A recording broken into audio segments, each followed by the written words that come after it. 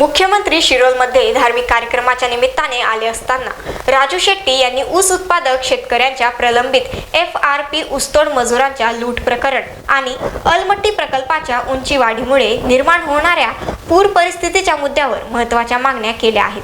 याचबरोबर संतोष देशमुख प्रकरणात ऊसतोड मुकादम संशयित असल्याचे त्यांनी सांगितले।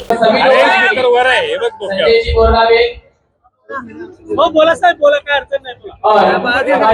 आज एक कार्यक्रम विधायक राजेंद्र पाटील काय नेमकं राजसाहेब पाटील बालचंद्रजी पाटील हे सभी आएंगे।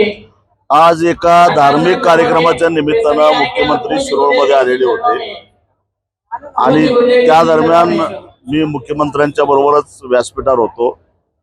त्यावेळी प्रामुख्यानं 2-3 मागण्या त्यांच्याकडे केल्या आणि त्या संदर्भामध्ये त्यांनी 12 तारखेनंतर मुंबईमध्ये शिष्टमंडळाचं सहित भेटायचं निमंत्रण दिलेलं आहे।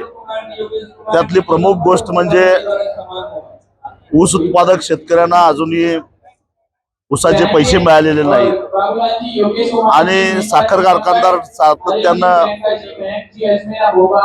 बैठका घेण्याचे टाळतायत।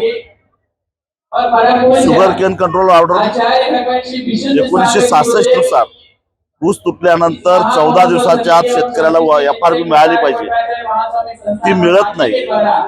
परंतु त्याबद्दल प्रशासन काहीच करायला तयार नाही। दुसरा मुद्दा, ऊस तोडणाऱ्या मजुराकडून त्याचबरोबर ऊस तोडणाऱ्या मशीन मालकाकडून ऊस उत्पादकांचं मोठ्या प्रमाणामध्ये शोषण व्हायला लागलेलं, लूट व्हायला लागलेल्या, खुशालीच्या नावाखाली अक्षरशः खंडण्या गोळा करायचा उद्योग चालू आहे। त्याच्यावर कुठेतरी अंकुश राहिला पाहिजे। ऊस वाहतूक करणारे जे काय सामान्य शेतकरी आहेत, कारण 2-3 एकर जमीन असणारे शेतकरी ट्रॅक्टर खरेदी करतात आणि साखर कारखान्याबरोबर ऊसाच्या वाहतुकीचा करार करतात। या वाहतूकदारांना ऊस तोडणी मजूर पुरवणारे जे मुकादम आहेत, त्या मुकादमाने अक्षरशः लुटलेला आहे। सांगली कोल्हापूर जिल्ह्यामध्ये गेल्या 5 वर्षांमध्ये जवळपास 2500 मुकादमावर गुन्हे दाखल झालेले आहेत। परंतु गुन्हे दाखल झाले तरी सुद्धा कोर्टात ते जामीन घेतात आणि लाखो रुपये घेऊन पसार होतात।